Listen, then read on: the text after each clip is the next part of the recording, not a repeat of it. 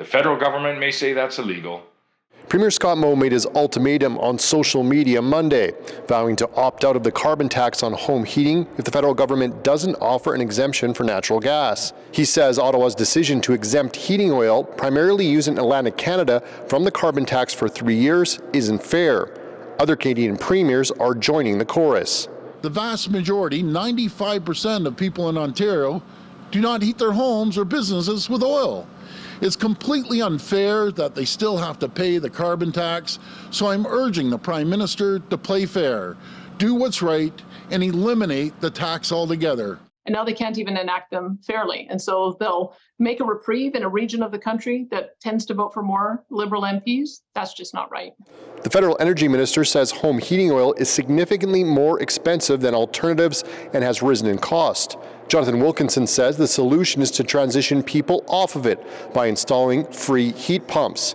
He says the government is done with exemptions. Are there no more carve-outs coming? There will be no more carve-outs coming. Saskatchewan's Energy and Resources Minister says the province is not looking for a legal fight, but a law professor says it could be headed there if the province follows through on its threat.